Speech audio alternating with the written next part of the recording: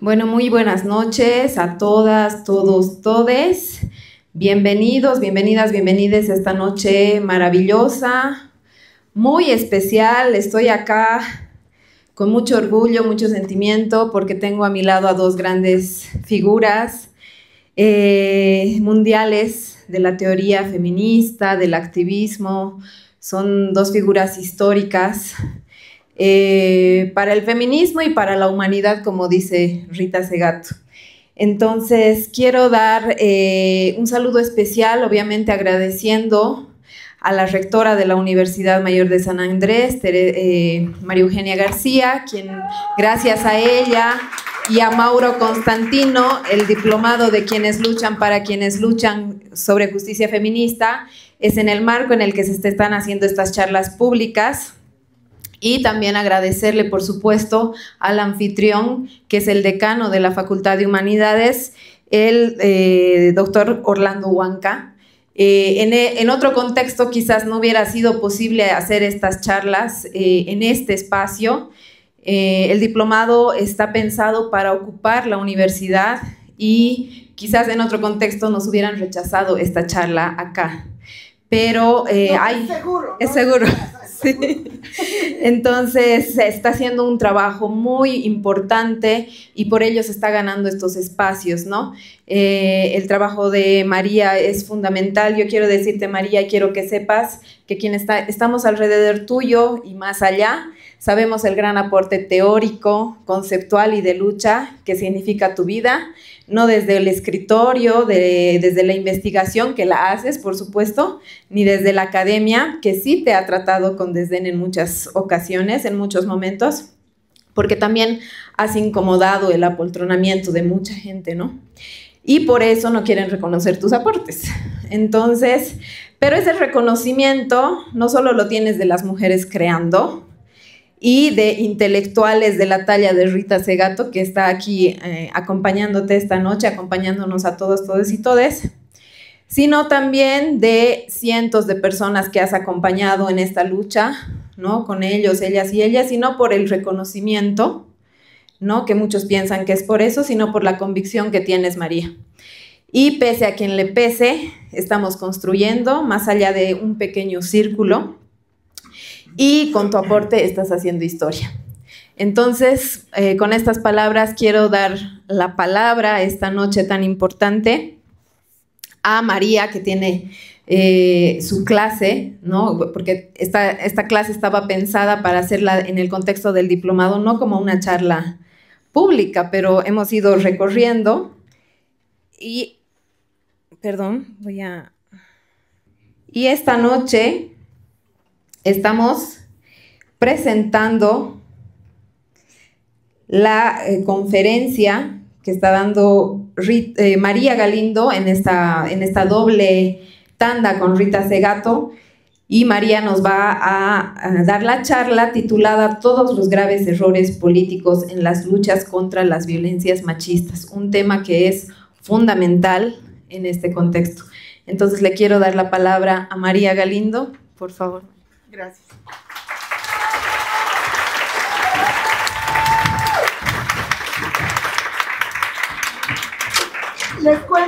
Les cuento que yo tengo que empezar cambiándole, por supuesto, cómo no, el título a mi conferencia. Y la voy a llamar así. Permítanme ponerme de pie, porque esto es más que solemne y vamos a intentar. A ver. Te ayudo.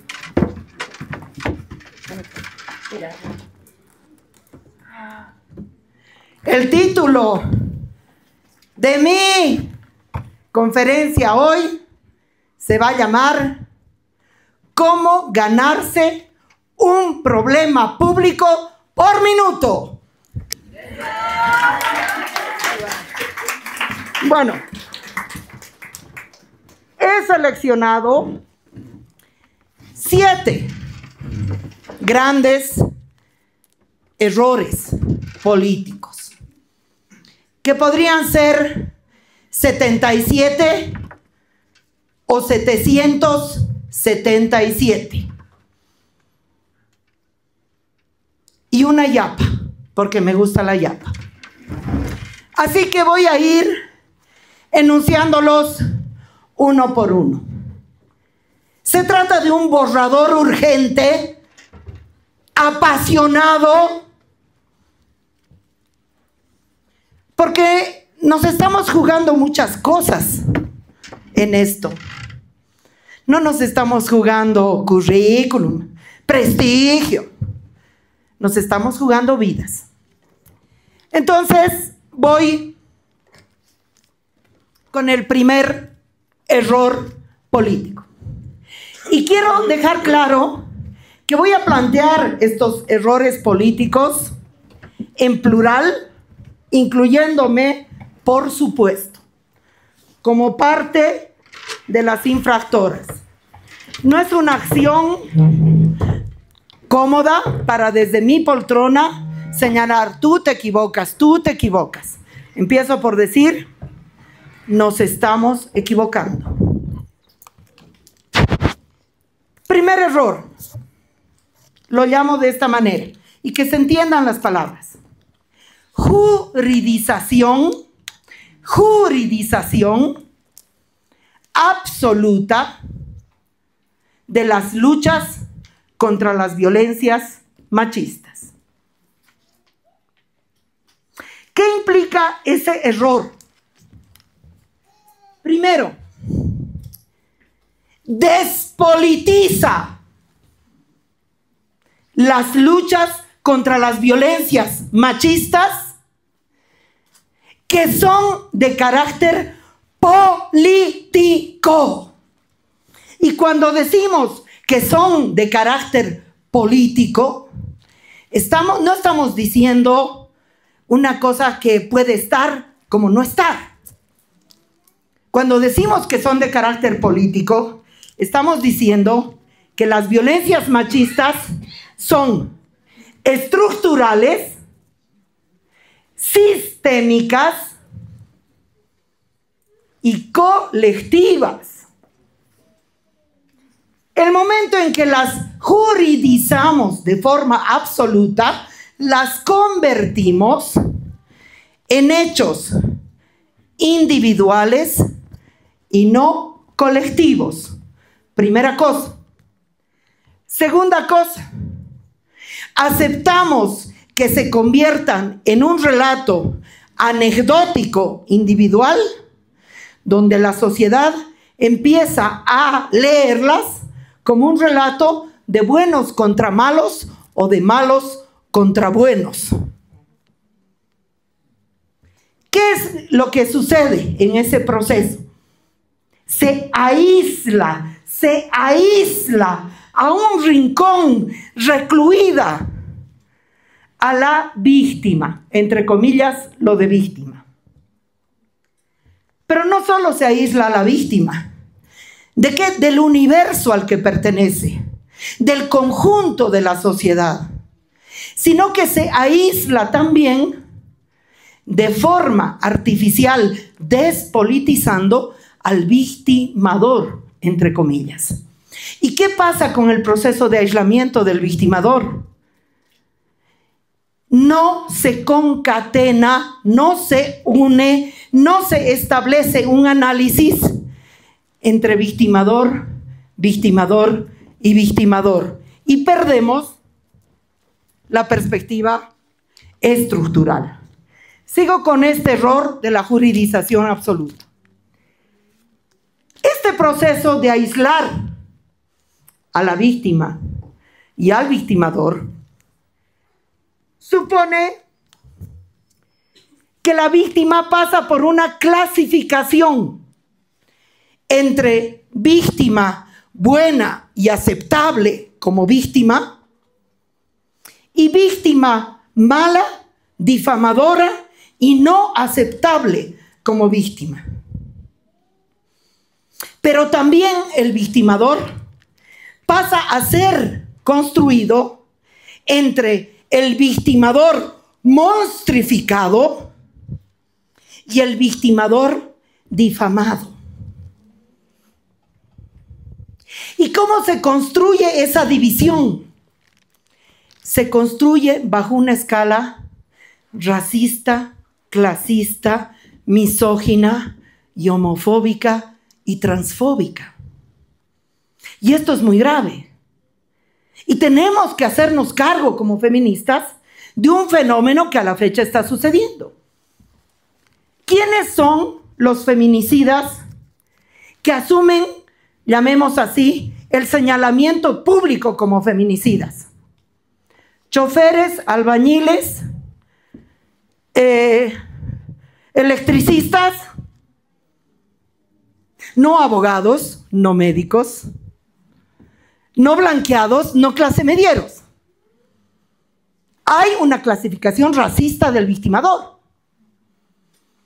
Y el Estado la promueve con grandes presentaciones que supuestamente alimentan nuestra demanda. Quiero contarles además cómo funciona esta clasificación porque es muy grave.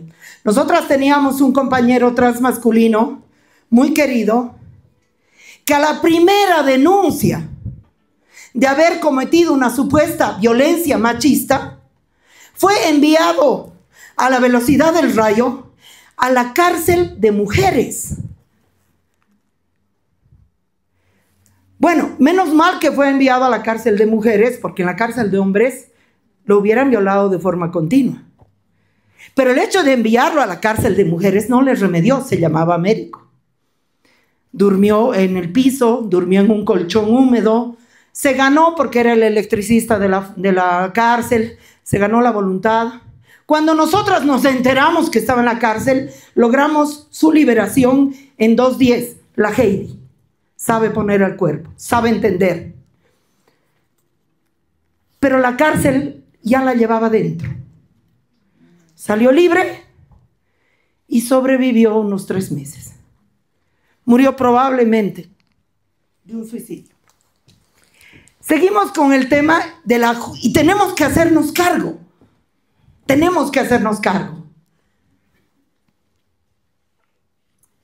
¿Qué más produce la juridización absoluta de la lucha contra las violencias machistas? Nos conduce a todos, todas y todes a buscar una solución inexorablemente punitivista. Solo la punición va a resolver nuestra demanda de justicia. Y la punición garantiza, y compañeras, hagámonos cargo, garantiza la reproducción de la violencia, de las violencias. Quiere decir que nuestra propia lucha está resultando perversamente útil a un proceso de reproducción.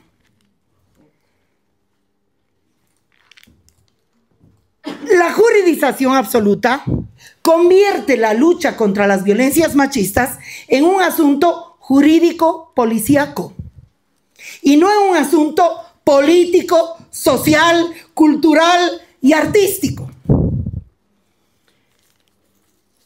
Siendo además que la policía, y eso está demostrado en Bolivia, es una de las instituciones más violentas, no solo en su relación con la sociedad, sino intrínsecamente en sus relaciones entre parejas. Produce una mitificación de la ley. ¡Ay, la 348, la 348! Repetimos de memoria y sin un margen de criticidad. Pero esta mitificación de la ley nos obliga, nos empuja, nos presiona a 2 procesos.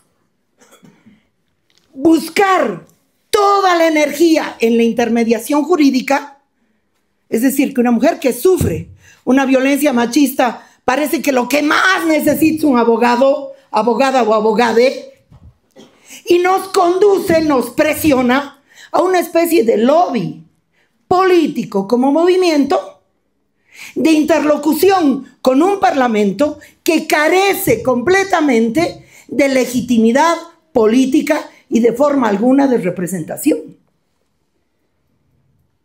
Y esto tenemos nomás que decirlo.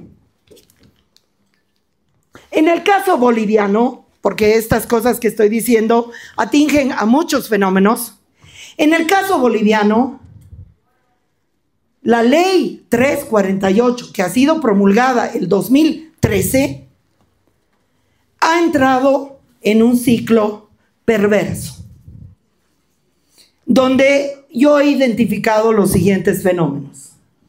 Primer fenómeno,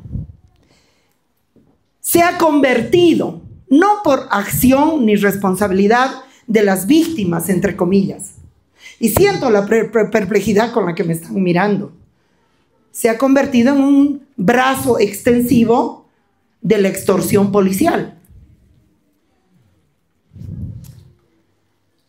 La ley 348 está pasando por un proceso de aprendizaje por parte de los violentos para el uso de esa ley a su favor. Y entonces, un violento lo primero que hace es denunciar a su pareja como violenta, para relativizar su narrativa y su palabra. Además, está sirviendo para una depuración de las técnicas criminales, hacer desaparecer los cuerpos, generar mayor destreza en la violencia que se comete. Yo he entrevistado a los jóvenes de Calauma, el 70% violadores. ¿Qué piensas de que estás aquí? Que he sido opa porque me he hecho pescar. Respuesta generalizada. Y tenemos que pensar. Voy al segundo error político que estamos cometiendo en las luchas contra las violencias machistas. Y a ver, ojalá, si se me entiende esto. Estamos haciendo una equivalencia cerrada, conceptual, entre violencias machistas y violencias contra las mujeres. Y una cosa y otra ni son equivalentes ni son lo mismo. ¿Por qué? Porque primero, en esa operación se está sacando fuera del universo mujeres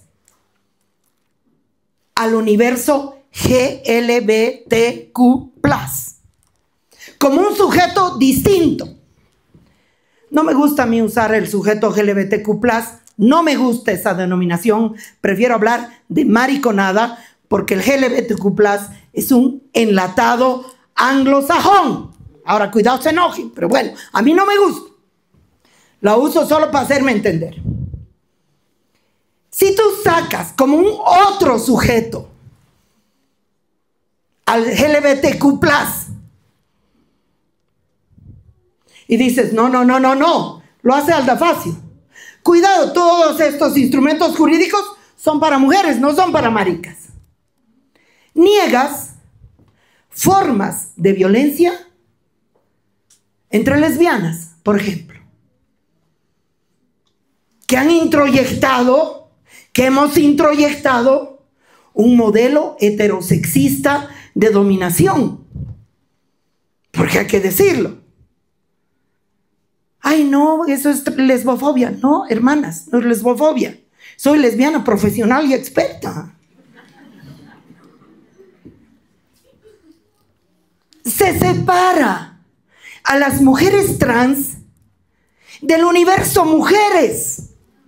Por eso es un gran logro que la Heidi Gil haya logrado que el asesinato de una trans trabajadora sexual en el Alto haya sido juzgado como transfeminicidio. Porque muerta, la hermana entró en el universo mujeres. Pero también se expulsa del universo mujeres a las trabajadoras sexuales. Violarlas es legítimo, matarlas es legítimo, quitarles las guaguas es legítimo. Y eso es algo de lo que tenemos que hacernos cargo. Por lo menos a mí me interesa. Paso al tercer error político.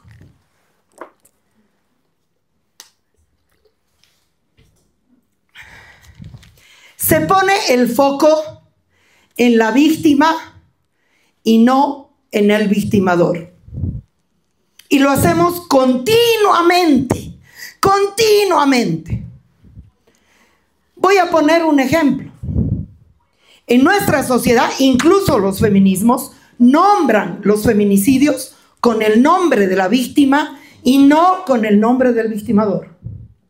Y en ese contexto, el trabajo de Helen Álvarez, del caso Kushner, que el caso Kushner cargue con la muerte, es muy distinto a que se llame Analí Huaycho. ¿Quién recuerda al feminicida de Analí Huaycho con nombre y apellido aquí en la sala? Porque nombrar es un hecho político. Necesitamos detallar y exponer el efecto del feminicidio en el victimador. Porque nombrando solo a la víctima y hablando del terror y el dolor de la víctima, lo que hacemos es subrayar, consolidar el triunfo del feminicida, porque logró quitarle la vida. Y nosotras planteamos que todo feminicida acaba con dos vidas, el de la suya propia y el de la mujer que asesina. Siguiente error político. Alrededor de la palabra víctima, que la pongo siempre entre comillas. Y esto es muy importante entenderlo. Considero que no es útil ni válida la palabra víctima. Es una palabra, una categoría que el derecho penal necesita y nos impone. El título de víctima. Por fin, soy víctima, me reconoce como víctima y ese supuestamente es un logro. Voy a explicar por qué no considero así. Pero tampoco me sirve la palabra sobreviviente. Creo que ahí Helen ha hecho un aporte muy importante en su clase al hablar de víctima subversiva, es decir, movilizar mínimamente ese lugar. Pero quizás todavía no resulta del todo suficiente ni resuelto.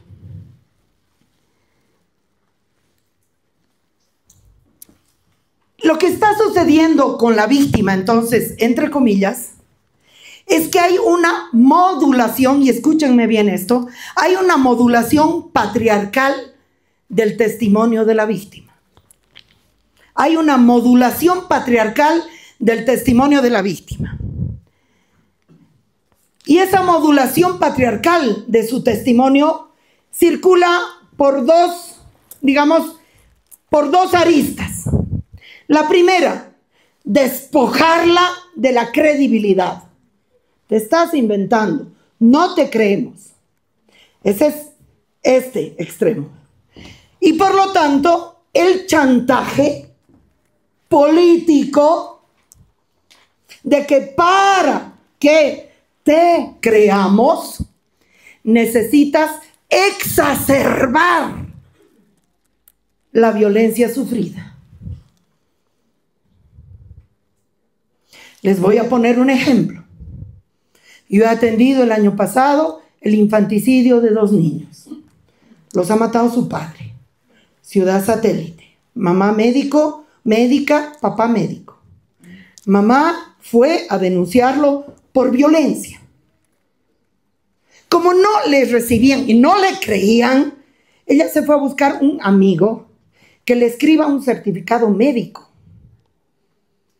El amigo le escribió un certificado médico. Pero el médico violento era más blanco y más de clase media.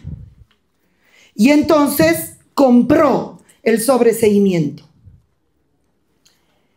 el hombre con el sobreseimiento fue a ver a sus hijos y los mató.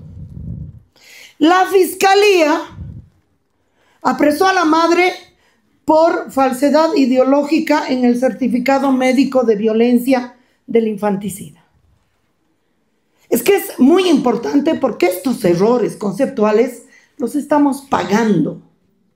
Y hemos tenido que desgañitarnos, descosernos, para que esa mujer, después de vivir el infanticidio de sus 2 hijos, por el sobreseimiento de la fiscalía, no vaya a parar a la cárcel ella.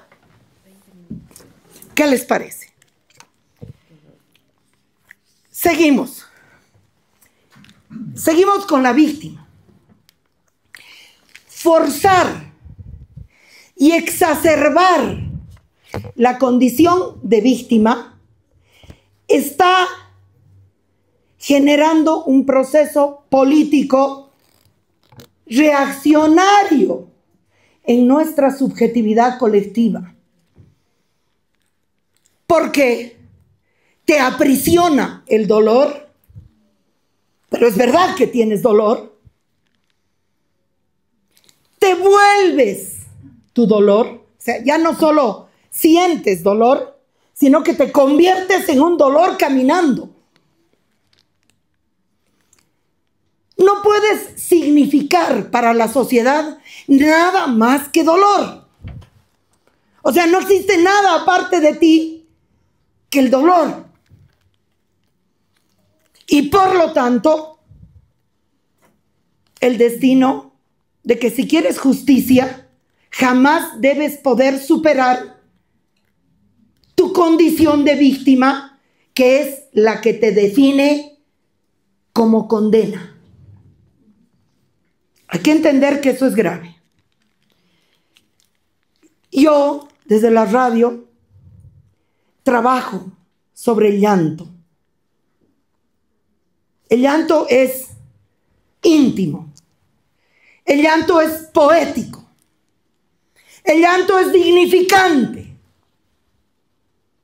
Y ese llanto social, colectivo, esas ganas de llorar, esa necesidad de llorar, debe permanecer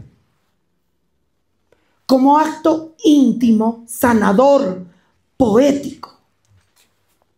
Y no debe convertirse en lo que hoy se está convirtiendo nuestro llanto.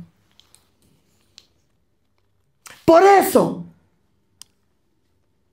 trabajo frenando el llanto. Y lloramos después. Y lloramos bajo otras condiciones. Toda víctima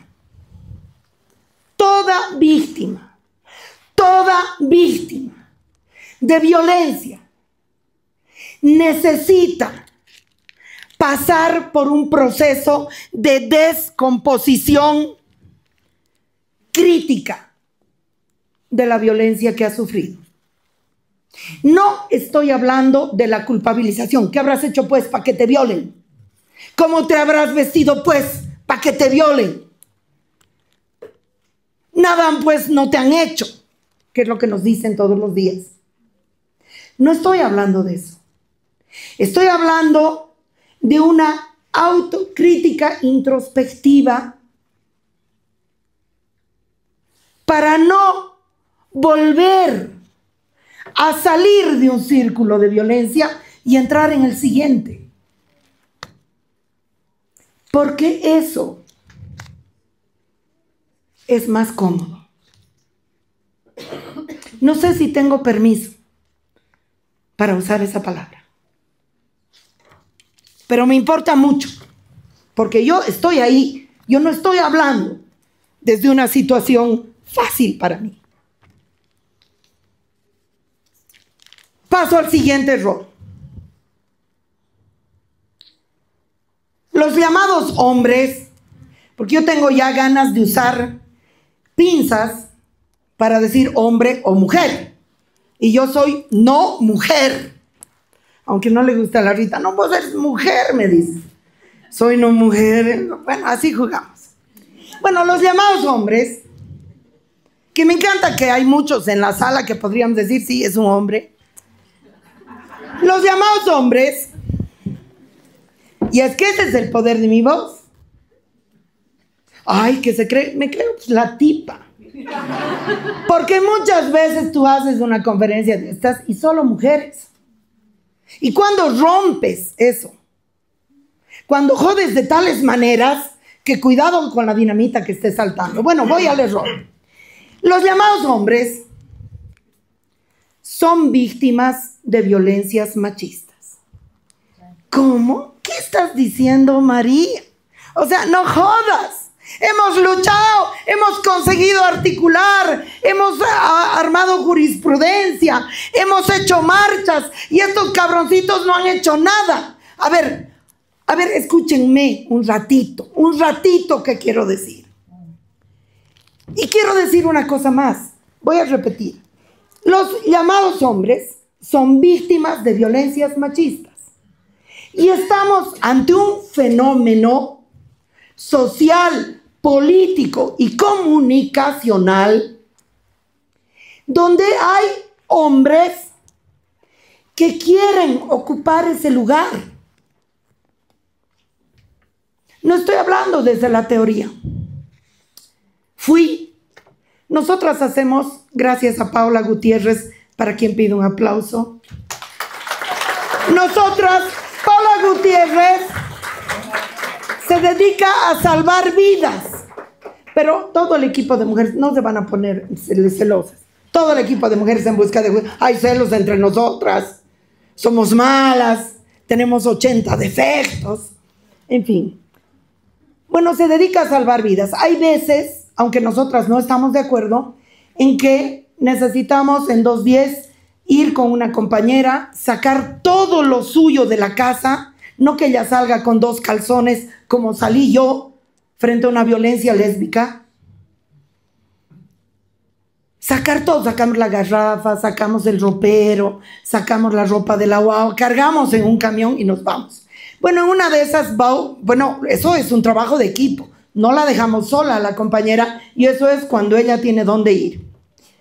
Bueno, en una de esas llegamos y el tipo borracho en la cama. No, levántate, Yoche. Levántate. ¿Por qué vamos a llevarnos la cama? Levántate. ¿Y dónde me voy? Anda al patio a sentarte, ¿no? Yo tengo corazón, María. Yo tengo corazón, me decía. Es lo único que atinaba a decir. Yo también siento. Es lo único que atinaba a decir. Y la compañera le decía, son 8 años. 8 años he esperado que me muestre lo que siento. Ahora ya me cansa permisos. Y bueno, nos hemos salido. Con todo, con el colchón, la garrafa, los baldes, la ropa sucia y todo nos hemos llevado. Pero ¿qué pasa? Hay hombres que sienten su condición de víctimas, no desde la falsedad, sino desde una necesidad histórica que está surgiendo. Y yo propongo lo siguiente. No les creo, carajo, mierda. No les creo, hay las nuevas masculinidades, discurso muy descafeinado para lo que estamos viviendo. Y además no tengo paciencia yo para esperar a que hagan su proceso. Yo creo que deberíamos hacer lo siguiente. Deberíamos hacer un listado feminista infinito de las violencias machistas contra los hombres, señalando la cantidad de torturas a través de las cuales, como dice nuestra amada Rita Segato, tienen que pasar para adquirir su título de machitos. Hay que hacer el listado, empezando por el servicio militar obligatorio. Sí, hermano, eres víctima. Eres víctima del machismo. Claro que sí. Eres víctima del machismo. Cuando se ríen de vos por lavar la ropa, ahí eres víctima del machismo. Ya, y no me falta mucho. Paso al siguiente error. A ver si se me entiende. Me hubiera encantado pararme, pero estoy bien gordita esta semana por culpa de mis interlocutoras, que me encanta invitarlas. Bueno, tenemos que despojarnos del concepto de vulnerabilidad en cuanto aplicable solo al universo mujeres. Porque esa es una gran trampa. Tenemos que invocar, por supuesto, la vulnerabilidad, la debilidad, la fragilidad, pero de todos, todas y todes. No podemos hacernos prolongación del espíritu protectivo de nuestras vulnerabilidades que quiere asumir la policía, el Estado o el ministro de gobierno.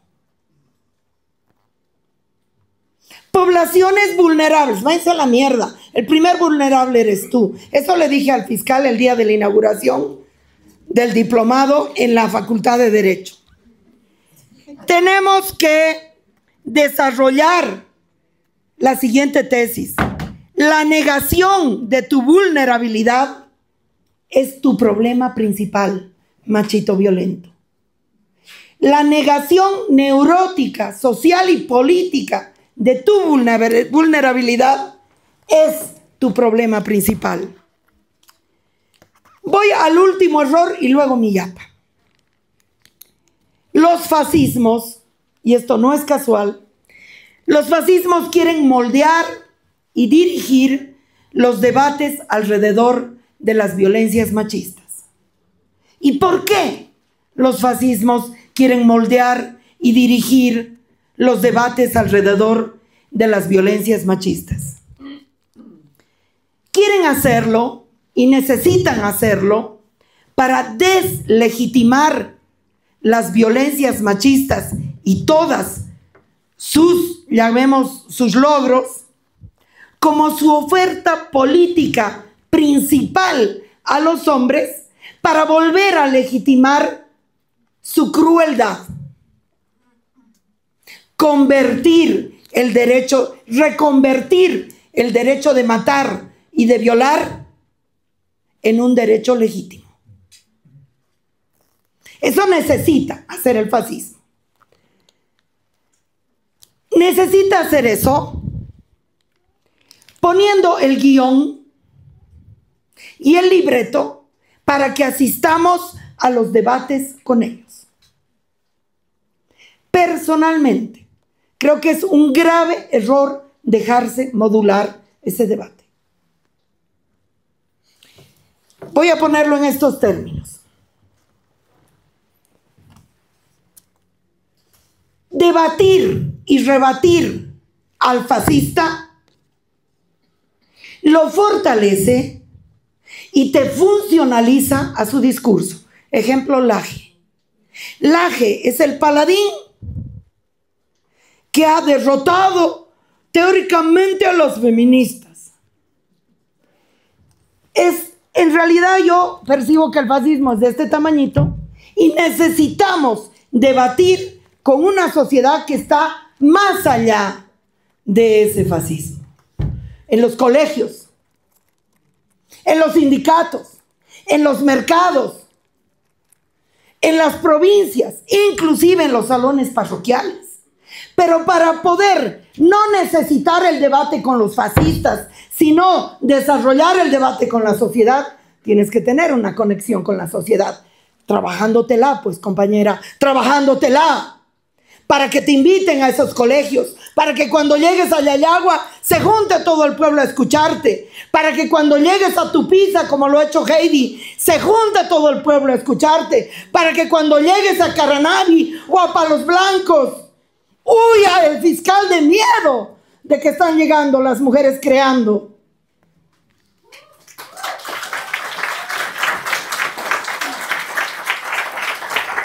Y voy a la yapa. Voy a la yapa.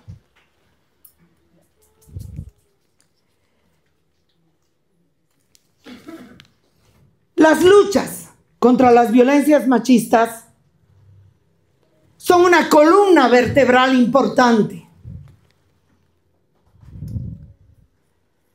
Pero si no somos capaces de anclar, de concatenar esas luchas con otra serie de prácticas políticas, de sueños, de utopías, que me gusta llamar a mí, aunque Rita tiene una objeción con esa palabra que respeto mucho, nos convertimos o nos podemos convertir en un movimiento necrófilo y victimista. Y eso es muy, pero muy peligroso. Nuestra venganza es ser felices. Muchas gracias.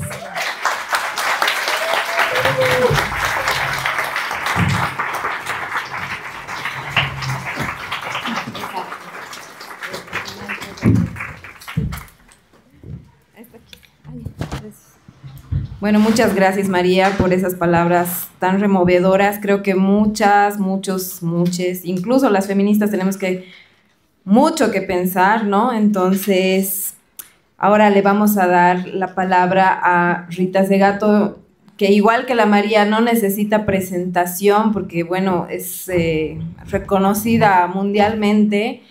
Pero creo que ha sido muy importante, es muy importante que ella esté aquí esta noche porque justamente su aporte para entender la violencia machista y estas estructuras a las que se refiere María es fundamental. Y bueno, Rita, te doy la palabra.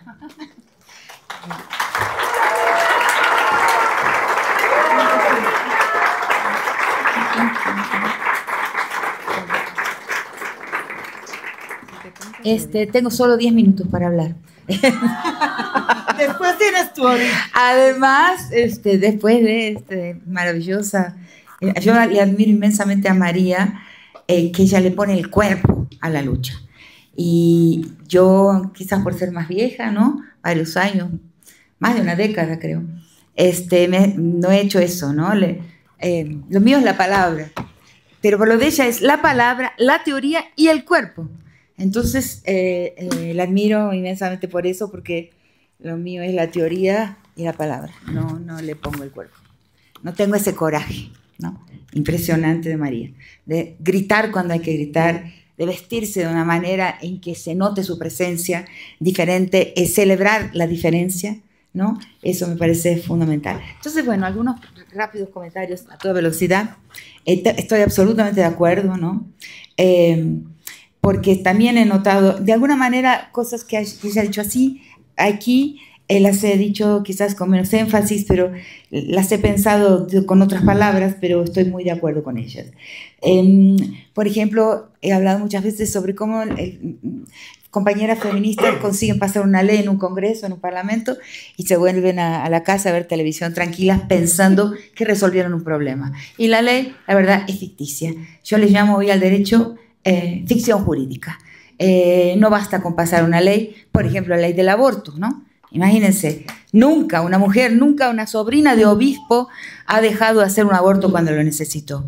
Uno de los grandes objetores de conciencia en la Argentina, un médico, un obstetra, yo sé porque tengo una gran amiga de su hija, le hizo un aborto a su hija y es un objetor de conciencia. Entonces existe la ley, pero la ley no tiene eficacia material. Entonces pensamos que, por ejemplo, legalizamos el aborto, como en Italia. Las mujeres de toda Italia tienen que ir a Bolonia a hacer aborto porque los médicos se dicen objetores de conciencia.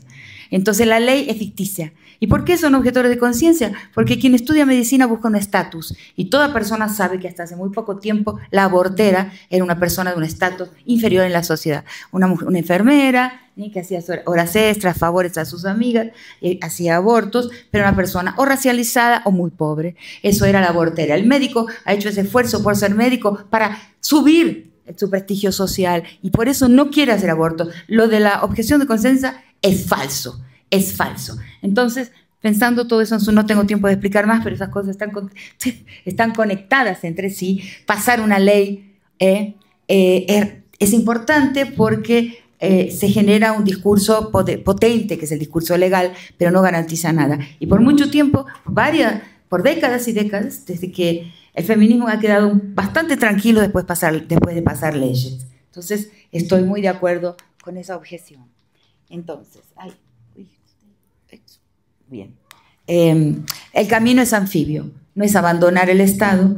Tenemos que trabajar dentro del Estado, pasar leyes, pero si abandonamos el cuerpo a cuerpo y la vida de todos los días, lo que transita por fuera de la institución, entre las personas mismas, nuestros comportamientos, nuestras maneras de ser, la manera con que criamos a nuestros hijos para que sean, cómo tejemos la piel ética de nuestros hijos. Por eso digo que cuidar y maternar es político. Y si no es político, es porque dejamos de estar haciendo una tarea fundamental de quien teje la piel ética, la sensibilidad ética de su cría. Entonces, bueno, es el punto 1, ¿no? La cuestión del punitivismo también es muy peligrosa, porque también colocamos a uno en la cárcel, que a veces es necesario para que no siga haciendo daño, lo colocamos, pero pensamos que eso resuelve el problema. Pero el problema está en la estructura de la sociedad, está en la sociedad misma, como dijo muy bien María. O sea, lo que hay que... Si con poner a alguien en la cárcel nos alegramos y volvemos a casa a ver televisión, estamos perdiendo el tiempo, porque el trabajo es en la sociedad por transformar la sociedad. 2, el tema 2, ¿no? Perfecto, ¿no? Cuando nombramos la violencia machista, nos estamos olvidando que la violencia de género es muchísimo más amplia que la violencia contra las mujeres mismas, con la gente que tiene cuerpo de mujer. Se retiran los trans, las personas con divergencias en su orientación sexual. Eso es absolutamente cierto. La victimización, ¿no? Se nombra a la víctima y no al victimador. Claro. Y no nos habíamos dado cuenta de eso, ¿no? Que siempre se habla, hay un problema porque cuando se nombra al victimador puede haber un problema porque se puede estar acusando antes de un juicio. Hay un problema. Sí, eso es problemático, ¿no? Pero se podría nombrar al victimador siempre diciendo el presunto o el posible o el probable perpetrador fulano de tal, el caso de esa persona como el caso de ese juicio, cuidándose de que haya un problema de presunción de culpabilidad antes de un juicio. Entonces, la cuestión, la siguiente, ¿no?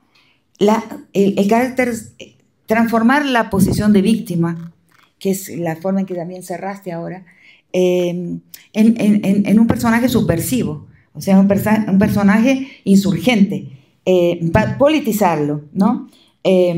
Porque si no, el problema es, no hay un problema solamente de empatía, lástima, condolencia, tiene que haber mucho más que eso. Exacerbar ese aspecto, ¿no? Causa un vacío en la conciencia de la sociedad. La víctima se tiene que transformar necesariamente en un personaje insurgente, un personaje político. Esa es una tarea, no puede ser solamente dolor.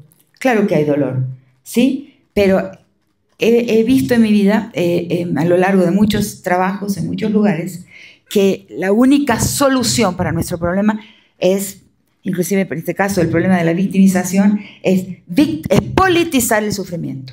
Si el sufrimiento no se politiza, el mundo no cambia.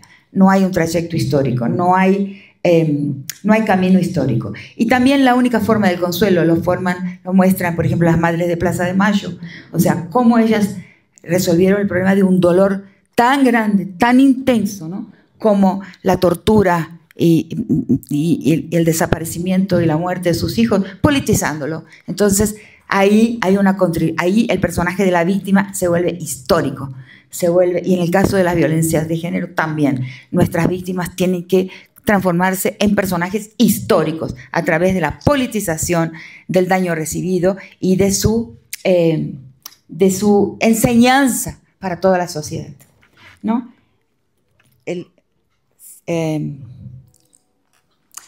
Los hombres son víctimas, en el 5, tengo que hacerlo rapidísimo, es difícil. Los hombres son víctimas, claro que sí. Yo me he dedicado en realidad después de bastante tiempo de trabajar sobre género, me di cuenta de que mis temas de estudio fueron la masculinidad. Todo lo que he trabajado es sobre la masculinidad, ¿no? Entonces, hoy llegué a una conclusión bastante reciente, ¿no? La violencia de género por parte de los hombres es un síntoma de su debilidad social, histórica y de género. Y tenemos que decírselo así, porque cuando el hombre mata o pega o insulta o formas más sutiles de disminuir a la mujer, es porque se siente inferior. Lo que él está resolviendo ahí es su inferioridad estructural en la sociedad. Entonces hay que apuntar eso, hay que decírselo. Usted agredió, es porque es inferior. Es el síntoma de su inferioridad, ¿no? Eso es fundamental. Y eso también lo dijo de otra forma María. No es solamente una fragilidad, una vulnerabilidad masculina, es una inferioridad del hombre que tiene que probar algo todos los días para ser hombre. Vamos, debe ser horrible. Debe ser espantoso. Yo no me salgo de... Por más que suframos a veces estas agresiones, no me cambiaría por una posición masculina, pero jamás, pero nunca. ¿Escuchaste? Yo tengo motivos raros. No, los hombres son más débiles, tienen que todo el tiempo dar examen. Tienen que probar, todos los años tienen que probar que mantienen su masculinidad. Ay, Dios, debe ser espantoso. Por eso los hombres en todos los países del mundo tienen una expectativa de vida inferior al de las mujeres. Mueren antes.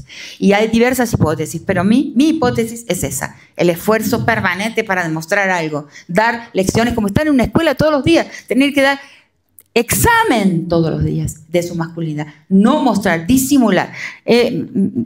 Disimular y mentir acerca de la inferioridad que permanentemente sufren. Inferiorización. Bien. Entonces, ahora viene el 6, que trata de lo mismo, ¿no? Hablarles, bueno, ahí viene un tema, junto con esto de la vulnerabilidad masculina, que yo he llegado recientemente a una conclusión rara. Yo pienso que la mayor parte de los feminicidios se realizan por envidia. Por envidia. Envidia de una felicidad, de una libertad y de una capacidad vincular que las mujeres tenemos y los hombres no. No pueden tenerlo porque si no bajarían en su estatus masculino. Nosotros las mujeres somos más felices. Sabemos relacionarnos mucho más fácilmente y cuento una historia que a mí me encanta que me pasó los otros días, que estaba con mi menisco desprendido y fui a dar en un aeropuerto a la sala donde las mujeres y los hombres también, que están minusválidos, esperan la silla de ruedas. Entro a la sala y había unas 5 mujeres, entonces apenas entré. ¿Qué te pasó? No, digo, me desprendí el menisco. A los 5 minutos, todas las mujeres que estaban ahí se estaban mostrando la cicatriz, la cosa, la operación que sufrieron, dónde estaba, qué les duele, qué les duele. Al instante. Nuestra capacidad vincular es instantánea y la mujer que la pierde es porque se masculinizó o fue secuestrada por su cargo, que puede ser en el campo del derecho, en el campo académico. Muchas mujeres perdemos nuestra feminidad para simularnos personas hábiles en los cargos que ocupamos. Nosotras no, eso sí. No, eso no de ninguna manera. Entonces, el hombre envidia eso de la mujer. Lo envidia. Y muchos asesinatos, muchos feminicidios son por esa envidia. Llegué al final. ¿Cuántos minutos? Bueno, los fascismos. Entonces, esto no lo voy a poder desarrollar con todas las formas que lo entiendo y que lo digo, pero la cuestión es la siguiente. Para mí, es llamativo que las fuerzas políticas de todos los partidos y del mundo entero, el frente político que respalda la acumulación, concentración, se está aunando, está confluyendo en un intento de frenar los progresos de las reivindicaciones de las mujeres, frenar los avances que las mujeres estamos haciendo en la historia, frenar lo que las mujeres pedimos para nuestra felicidad, que no es para nuestra felicidad, sino por la humanidad entera, porque eso es algo también que he llegado a la conclusión recientemente. La lucha feminista no es por las mujeres contra los hombres, es por todas las personas, es por la humanidad entera, por hombres y mujeres para que el mundo cambie. Es la única forma de proceso revolucionario que nunca se ha probado, que no hemos todavía puesto en prueba, puesto para ver si conseguimos, y yo creo que sí, porque todos los procesos revolucionarios fracasaron, sin excepción de ninguno, desde la Revolución Francesa con 3 reyes, que finalizó en 3 reinados, todos fracasaron. ¿Por qué? Porque fueron muy machistas, porque fueron absolutamente masculinistas, porque no hubo ahí nada de la politicidad de las mujeres y la manera en que nosotras sabemos resolver los problemas. En fin, no tengo tiempo para explicarlo más. Pero entonces, esas fuerzas de derecha, o lo que antes yo llamaba derecha, porque ahora no uso más la palabra derecha e izquierda, no las uso más. Hablo de las fuerzas políticas que promueven y respaldan la acumulación, concentración. Porque hubo demasiados errores en las izquierdas, entonces no uso más esos términos. Entonces, esos sectores se sienten, nos están comprobando, nos están mostrando que debemos alegrarnos, porque nos están demostrando de que se han dado cuenta, antes de que nosotras mismas, de que amenazamos, de que nuestras luchas amenazan el edificio de todos los poderes. Y eso es muy importante de que nos demos cuenta. Entonces, ¿y por qué? Relativo a lo que dijo María, ¿no? ¿Por qué necesitan hoy defender el poder de muerte que tiene la masculinidad y que tienen esas fuerzas, aunque sea a veces encarnada por un cuerpo de mujer como Meloni, en Italia? Es una mujer, una bonita mujer, que es absolutamente patriarquista. Esa es una palabra que acabamos de inventar en estos días en el diplomado, que no existe, pero la vamos a hacer existir. Existen mujeres que son patriarquistas, que defienden un orden patriarcal. Entonces, no basta un cuerpo. El cuerpo no garantiza, ¿no?, la posición política de una mujer. Cuidado, ¿no? Entonces, esto que amenazamos y es un orden que es el orden del presente. ¿Qué muestra Palestina? Gaza. Muestra que no hay orden jurídico, ni nacional ni mundial. ¿Qué muestran? Que la ley en el mundo entero, la ley es el poder de muerte. El poder de muerte se ha transformado en la ley. Y entonces, cuando nosotras, desde nuestra lucha, condenamos el poder de muerte de los machos, ¿no?, la capacidad inclusive de envergadura masculina, de fuerza, de musculatura masculina, y además de rabia, de ira masculina, la ira masculina, la envidia masculina, la bronca masculina. Estamos también amenazando un orden mundial que está basado exclusivamente en el poder de muerte, como es la situación de Gaza, donde nos muestra que en el mundo no hay más ley, ni siquiera hay ficción jurídica. Una ficción jurídica que era ficcional, pero en la que creíamos como que estaba organizando la vida y la relación entre las personas. Ahora no hay más eso, no hay nada, no hay simulación, no hay pudor. La ley es el poder de muerte y nosotras las mujeres lo amenazamos con nuestras luchas, ¿no? Eso.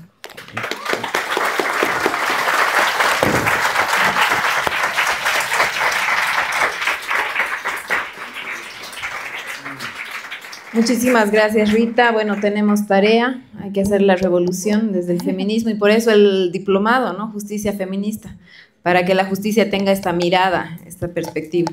Entonces, vamos a abrir a 3 preguntas para el público, para María, que ha sido ha dado la charla, todos los graves errores políticos en las luchas contra las violencias machistas.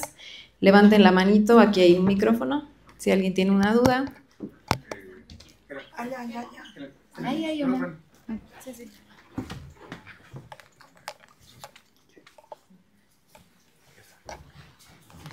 ¿Dónde era?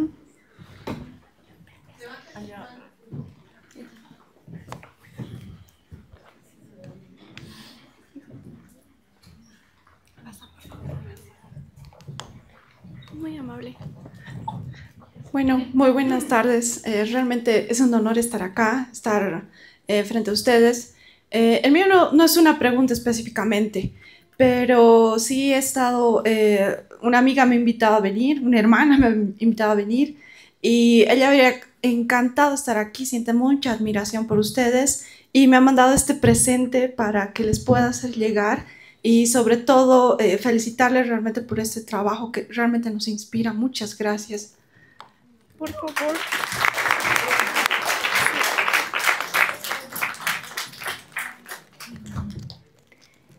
¿Alguien tiene alguna pregunta? Creo que ha quedado todo claro, María. Bueno, entonces miren, les propongo lo siguiente. Tenemos una segunda sesión que va a ser magnífica porque vamos a escuchar los poemas de Rita Segato. Están fresquitos, saben, como el pan fresco. Se han presentado en la Feria del Libro de Guadalajara y han sido impresos por la UNAM. Pero necesitamos descomponer la sala para volverla a componer. Así que, miren, aunque no me crean, en los cotillones de la Illampu yo la he encontrado a esta. Es una piñata para fiesta infantil. Entonces, yo he invitado a Debbie Beatrix, que es mi coreógrafa, porque quiero invitarles a un rito muy cortito, lo voy a explicar afuera, que es el destape de mis genitales. Y les juro que van a entender por qué. Así que vamos todo el mundo afuera.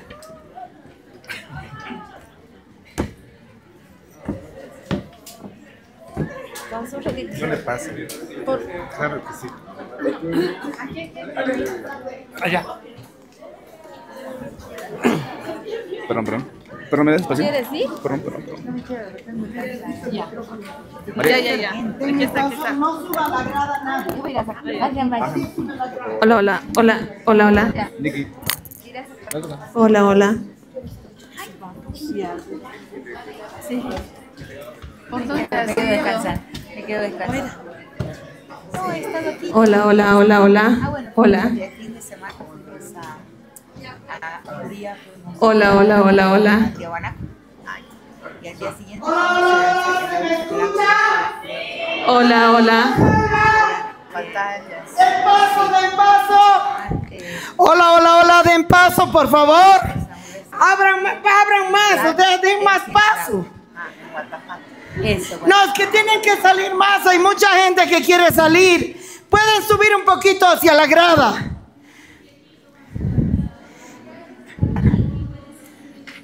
¿Cómo es? Guata, H. Guata, Jata. Bien, les voy a pedir un poquito de silencio para realizar este destape de genitales. Les voy a contar que la policía boliviana, más o menos hace 15 años, estaba pues muy nerviosa ya varios años porque consideraba que yo no podía ser una mujer. Entonces la policía estaba preocupadísima por mis genitales. Entonces No podía ser una mujer. me agarraron un día sola en la calle a las 5 de la mañana. Me arrestaron sin ningún motivo. Me llevaron a la FELC-CC de la Sucre. En la FELC-CC de la Sucre, 2 mujeres policías me ordenaron desnudarme.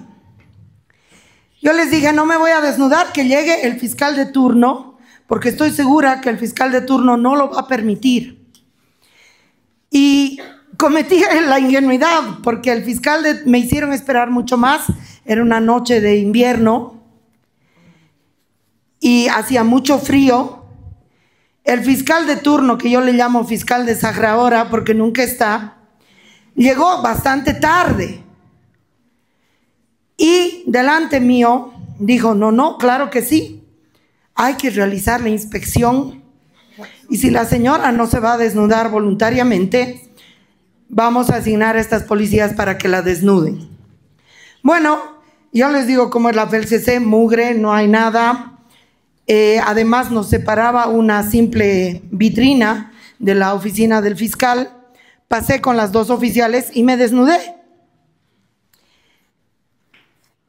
Ellas pensaban, creo yo, encontrar por fin mi pene.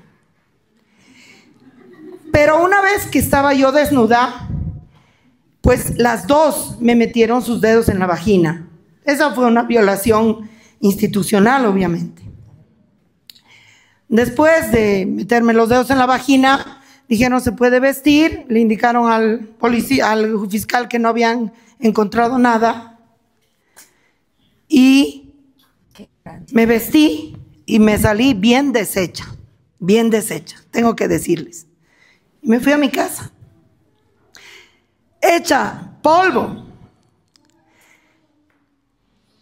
Pero decidí no denunciar, justamente porque no creo en la juridización de todo y porque no quería transferir ese hecho al morbo público de que se debata qué tengo yo entre las piernas. Que por supuesto que estoy dispuesta a hacer un montón de desnudos porque creo que el desnudo es político.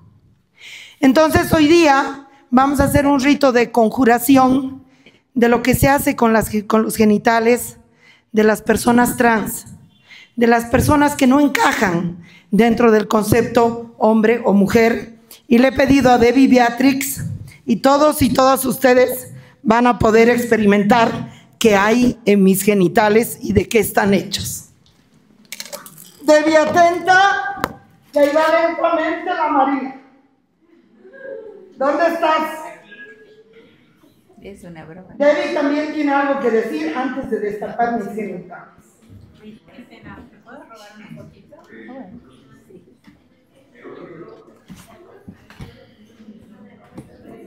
¿Está suficientemente abajo o no? Justo desde la noche esta María, jodida. ¿La conocen? Una jodida de mierda. Debbie, ¿qué tal ahí? Ya, entonces, Debbie, vas a hablar y cuando estés lista me avisas. Es una piña. Debbie, dale. Que de la vagina le van a salir un montón de regalos. Bueno, nos has spoileado un poco a la María de qué genitales tiene. Porque el Estado, Bueno, rápido. el patriarcado buscó planeta de mujer para violarla. Sí. Y no es la única violación que ha sufrido. Constantemente María Galindo es invisibilizada en muchísimos espacios supuestamente LGBTQ+, y no sé qué más. En estos espacios... ¿Está prendido? No. 3 minutos, Debbie. Ok. En estos espacios se atreven a ponerla como sombra de ONGs financiadas cuando ella se posicionó como la primera lesbiana pública sin financiamiento alguno. Existimos muchas no mujeres que hemos sido prohibidas ir al baño. Y si esta mujer hiciera radiodocumentales, seguramente también estaría conmigo entre las que no podemos entrar al baño de mujeres. Junto con las lesbianas de antes, las mujeres negras y las indias, que tampoco eran mujeres en su momento. Así que hoy en día tengo el honor, ahorita, de destapar qué son y de qué están hechos los genitales de mi hermana, no mujer, María Galindo. Dale, sacudila esta María. Sacudila. Un poquito más abajo. Sacudila, hermana.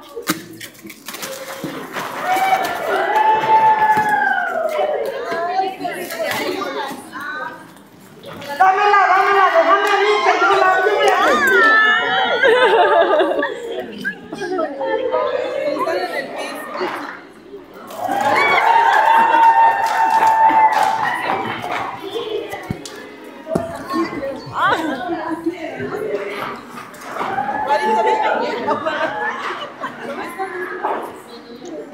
No está botando bien esta bandida.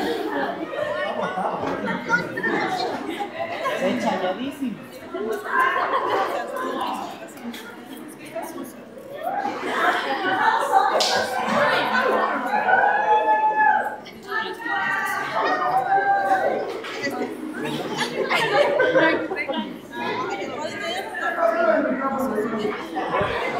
Y yo comiendo los chocolates del piso. ¿A vos qué te toca? Ya está, ya fue, ya fue. Ahora sí, muchas gracias. Vámonos.